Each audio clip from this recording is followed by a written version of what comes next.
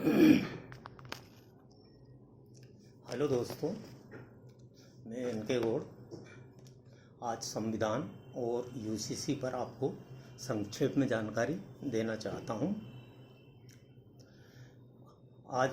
आज की राजनीति में हमारे देश में यूसीसी बहुत लगा हुआ है। राजनीतिक और पत्रकारिता के क्षेत्रों में यूसीसी हमारा पूरा मीडिया, प्रिंट और टेलीविज़न वगैरह में लगा हुआ है। और यह यूसीसी माने यूनिफॉर्म सिविल कोड, समान नागरिक संहिता से जो हमारे भारत के संविधान के नीति निर्देशक तत्वों के अनुच्छेद 44 में है। इससे पहले हमें संक्षेप में संविधान को समझना आवश्यक है, जो आम आदमी के भी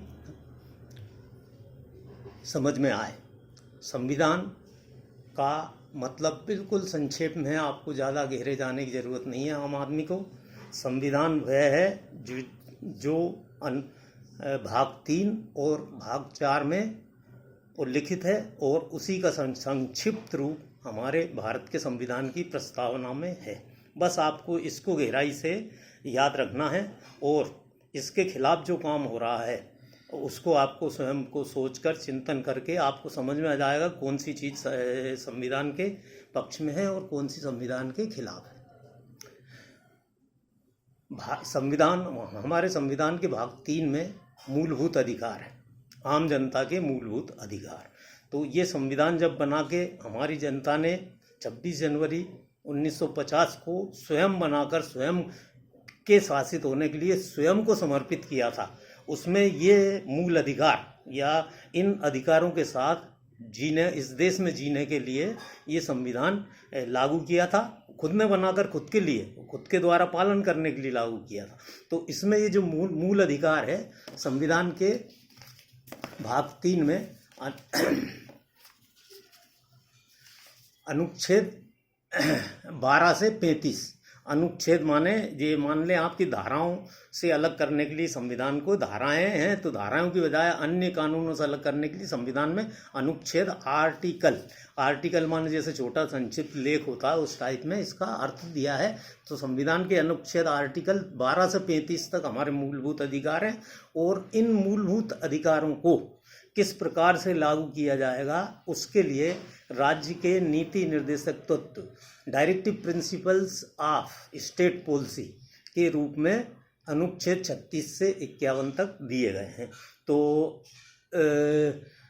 मूलभूत अधिकार वो हो गए जो हम जिस तरह से जीना चाहते हैं इस जनतंत्र में, और इनको शासन लागू कैसे करेगा उसके नीति वाले निर्देश, मूलभूत नीति निर्देश इन नीति निर्देशक तत्वों में दिए हैं, और इन्हीं का दोनों का मिलाकर संक्षिप्त रूप भारत के संविधान की प्रस्तावना में है। बस आपको ये 3 चीज़ें पढ़ना, मेन संविधान मुख्य रूप से यही है, और बाकी जो कुछ भी लिखा है इन मूल अधिकारों को लागू करने के लिए संस्थाएं हैं, व्यवस्थाएं हैं, चुनाव संबंधी प्रावधान है, ये सब है संसद का, और इनको चुनाव करने और स्थानीय शासन, राज्यों का शासन, ये सब केवल इंस्ट्रूमेंट है, केवल साधन है इन मूल अधिकारों को लागू करने के लिए।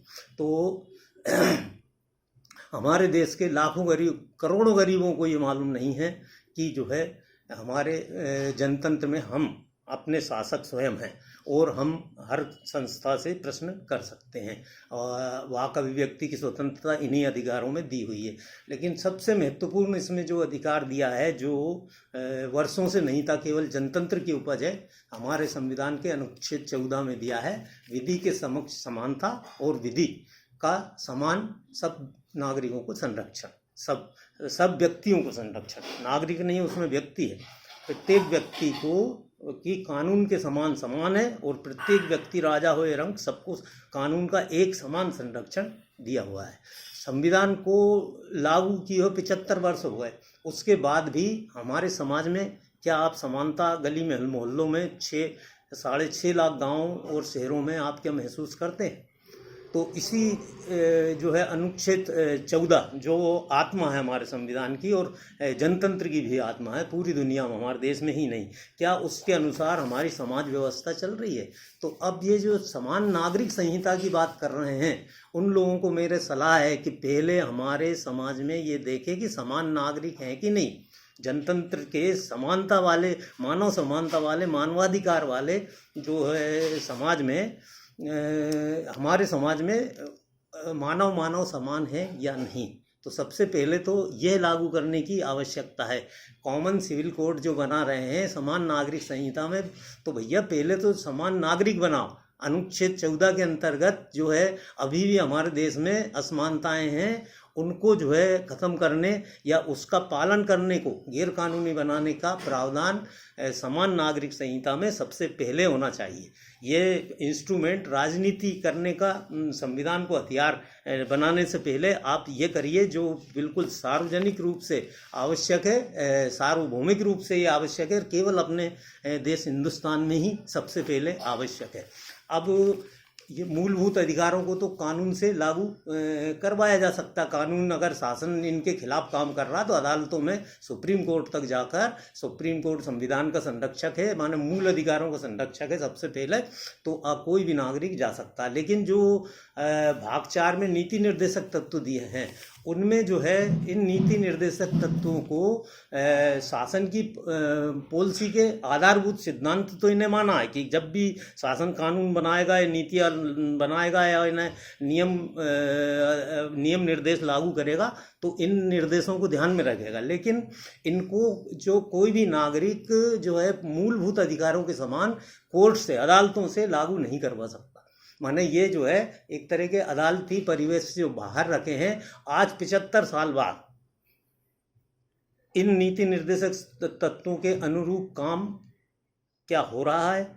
मेरी दृष्टि में नहीं हो रहा है। इसलिए इन नीति निर्देशक तत्वों को भी कानूनन लागू करने का समय आ गया है। इन्हें भी न्यायिक समीक्षा या न्यायालय द्वारा लागू करवाए जाने के लिए संविधान में संशोधन किया जाए, तब मानवता इस देश में और पुख्ता होगी। अब इसी जो है ये जो है अनुच्छेद 37 में दिया है कि भाई कोर्ट द्वारा इन्हें इन नीति निर्देशक तत्वों को जो 36 से 51 तक दिए हैं, इनको लागू कोर्ट के द्वारा नहीं करवाया जा सकता है। तो इसको ख़त्म किया जाए, एक तो कि नहीं ये कोर्ट के द्वारा ही लागू करवाया जाए।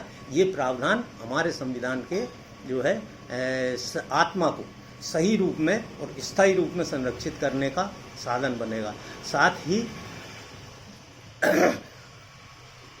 ही समान नागरिक संहिता में सिविल अधिकार जैसे उत्तराधिकार है, संपत्ति बंटवारा, विवाह, ये अरे भाई ये तो 75 साल से चल ही रहा है, इनमें कोई समस्या नहीं आई। लेकिन इन 75 सालों में हमारे देश के गली मोहल्लों में जो आधारभूत से हमारे यहाँ सामाजिक समानता है क्या? सामाजिक रूप से व्यक्ति समान हैसियत से जी रहा है क्या?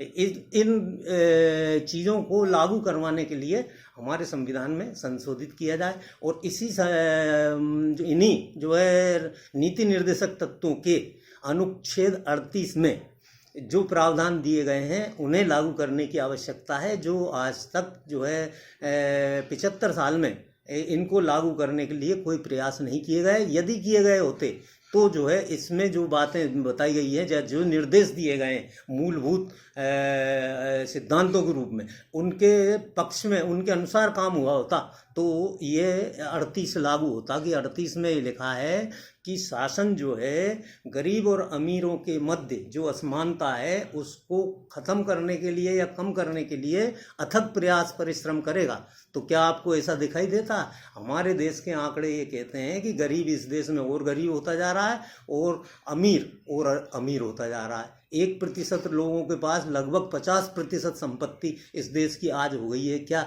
यह अनुपात आज़ादी के समय में था? तो इससे जाहिर होता है कि इन नीति निर्देशक तत्वों में जो बहुत ही शानदार बातें दी गई है, शानदार आधारभूत सिद्धांत दिए गए हैं कि राज्य कानून बनाते समय और उन्हें लागू करते समय इन आधारभूत सिद्धांतों का पालन करेगा। क्या आपको पालन होता हुआ दिख रहा है? प्रभु वर्ग क्या जो है हमारे देश के संसाधनों का एक बड़ा हिस्सा नहीं जो है हड़प ले जाता है और उनको उसको रोकने के लिए कोई कार्रवाई नहीं होती। आज मीडिया जो है हमारे इन्हीं पूंजीपतियों के हाथ में है, तो उस अनुसार से जो है ऐसे प्रश्नों से या ऐसी बातों से बच निकलते हुए चर्चा करता रहता है, जिसमें जो है पॉलिटिकल एजेंडा किन मुद्दों से हमारा जो है आगे बढ़ सकता है, उस अनुसार जो उन मुद्दों पे चर्चा करते हैं, जो एक सार्वजनिक रूप से सार्वभौमिक रूप से जन कल्याण के जो मुद्दे हैं इन पर चुप रहता। विभिन्न क्षेत्रों में निवासरत और धंधों में लगे लोगों को भी इसी अनुच्छेद 38 में दिया है कि इनके मध्य भी असमानता खत्म करने के प्रयास करेंगे। असमानता खत्म करने के, तो ये क्या 75 साल में हो गई जो हजारों साल से डली हुई है? क्या ये कानून बनाए बिना हो सकती है? क्या एक हमारे सफाई कामगार की हैसियत, क्या एक जो है धार्मिक संस्थानों में जो है काम करने वाले व्यक्ति के समान है? क्या उन संसाधनों तक पहुंच है? क्या हमारे देश में जो है वो शादी के समय जो है दबे कुचले वर्गों के लोग घोड़ी पर चढ़ते हैं? क्या उन हमारे ही देश के नागरिकों को वो सहनीय है क्या? ये ऐसा हम अपने आम जीवन में देखते हैं घटनाएं, और जो है वो इस प्रकार के विवाद होते हुए। इसके साथ ही अभी अभी हमने कुछ ही समय पहले दो हमारे पूर्व महामहिम राष्ट्रपतियों के धार्मिक स्थलों में प्रवेश के संदर्भ में भी देखा है कि जब उच्च से उच्चतम स्तर तक, राष्ट्र के संवैधानिक प्रमुख तक हमारी सामाजिक व्यवस्था जो है संदेह के घेरे में है कि हम समानता का व्यवहार में अभी भी नहीं है। तो ऐसी दशा में इस संविधान के अनुच्छेद 38 को भी कानूनन लागू किया जाए, और इसके लिए जो है न्यायालय द्वारा लागू करवाने वाले प्रावधान इसमें किया जाए। अगर इसमें न्यायालय द्वारा लागू किए जाने वाला प्रावधान होता तो ये राष्ट्रपति जी का मामला जनहित याचिका के रूप में सुप्रीम कोर्ट में होता और इसकी जवाबदेही तय की जाती। तो ये तो राष्ट्रपति जी की स्थिति, इससे गरीब वंचित वर्गों में क्या संदेश जाता? यही ना कि जब राष्ट्रपति जी के मामले में भी ऐसा हो सकता है तो फिर आम आदमी बच के ही रहे भैया, सोई अच्छा जैसे नियति बना दी बस वैसे ही जियो। तो ऐसी दशा में ये जो कॉमन सिविल कोड का प्रथम मुद्दा संविधान का अनुच्छेद 14 लागू करने का होना चाहिए, और हमारे देश की स्वतंत्रता, समानता, सामाजिक समानता, आर्थिक समानता, इन मुद्दों को जो है समान नागरिक संहिता में शामिल किया जाए। क्योंकि जो है अन्य कानून जो बने हैं वो अक्षम साबित हुए हैं। क्या 75 साल से भी अधिक 750 साल तक के लिए टेस्ट किया जाएगा कि इतना अवधि के बाद में, जब उल्टा बढ़ रहा है अमीर और गरीब की खाई, गरीब और गरीब होता जा रहा है। किसान की आमदनी 27 रुपये प्रतिदिन है, जो एक हास्यास्पद स्थिति है दुनिया में कोई मानकर चलेगा कि $1 का 1/3 हिस्सा के रूप में हमारे देश के किसान की आमदनी है। तो इन हास्यास्पद स्थितियों से बचने और संविधान जो बहुत ही सर्वोत्तम बना है उसको असल में लागू करने के लिए सबसे पहले ये समान नागरिक संहिता में हिंदू समाज के नागरिकों को समान करने का जो है कानूनी प्रावधान करें। पहला आर्टिकल इसका यही हो, समान नागरिक संहिता का, कि संविधान का अनुच्छेद 14 इस देश में लागू नहीं है। बिल्कुल साफ तौर पर देश के हर गली मोहल्ले में 6.5 लाख गाँवों में न्याय व्यवस्था हो, शासन हो, संसद हो, राज्यों के शासन हो, समस्त नागरिक हम रात दिन देखते हैं गली मोहल्लों में जाकर कि जो है धंधे की असमानता, धंधे से संबंधित लोग किस प्रकार से जो है नारकीय जीवन जी रहे हैं, और उसे हम देखते हुए भी अनदेखा कर रहे हैं। इसी क्रम में बात आती है 1955 में बने अस्पृश्यता निवारण अधिनियम 1955 की। अस्पृश्यता निवारण अधिनियम का नाम बदलकर मानवाधिकार अधिनियम कर दिया गया। क्या हमारे समाज से अस्पृश्यता समाप्त हो गई? तो उसका नाम बदला आपने, और उसके अंतर्गत कोई कार्रवाई नहीं बचे। देखिए आप कि वो 55 कितने साल हो गए, 50 साल में अपनी मौत मर गया। कोई बता सकता कि उस एक्ट के अंतर्गत जो है कितने मुकदमे दायर हुए और कितनों में केस चले और कितनों का एग्जीक्यूशन हुआ, निराकरण हुआ? तो ऐसी दशा में जो है हम शुतुरमुर्ग जैसे आंखें मूंदने से काम नहीं चलेगा। समान नागरिक संहिता जिन मुद्दों के लिए की जा रही है उनकी व्यवस्थाएं तो सुचारू चल रही है, ऐसी कोई इस देश में उल्लंघन नहीं हुआ या उनके उसकी वजह से कोई केओस पैदा हुआ, बल्कि ये कहो कि समान नागरिक संहिता को इसकी चर्चा को इस ढंग से आगे बढ़ाया जा रहा है जैसे कि इस समाज में और उल्टा जो है वैमनस्यता और वैरभाव आपस में पैदा हो। तो ऐसी दशा में सबसे पहले आप समरसता और समानता के प्रयास करें ना। समान नागरिक संहिता में पहले नागरिक तो समान बनाए, नागरिक ही समान नहीं है तो समानता नागरिक संहिता का क्या मतलब। तो संविधान ही जब लागू नहीं हो रहा तो ये संहिता क्या लागू होगी। बस संहिता का उद्देश्य तो इससे जाहिर है कि समानता लाना नहीं। और वो लोग ज़्यादा चिल्ला रहे हैं समान नागरिक संहिता, समान नागरिक संहिता, जो इस समाज के संभ्रांत वर्ग है और वही असमानता का जो है पालन कर रहे हैं। तो ऐसी दशा में समान नागरिक संहिता का सदुद्देश्य या आशय सदाशय कैसे माना जा सकता। ऐसी दशा में तब माना जा सकता है कि अपने आप में समान नागरिक संहिता का जो है सबसे बड़ा काकाजी अनुच्छेद 14 विधि के समक्ष समानता, विधि का समान प्रोटेक्शन, हमारे समाज की समतामूलक समाज की स्थापना के लिए कानून बने। तब जाकर ये समाज की जो वर्ण और जाति व्यवस्था वाली जो है मानवीय व्यवस्था है वो समाप्त होकर हमारे मानवीय संविधान का के आत्मा, संविधान की आत्मा का पालन हो सकेगा। अभी तक तो ये है कि जो है हम करें तो कुछ नहीं, वो तो सब ठीक ठाक है, और दूसरा करे तो वो गलत वाली स्थिति में गलत बातें भी सही जो रूप में संचालित हो रही है।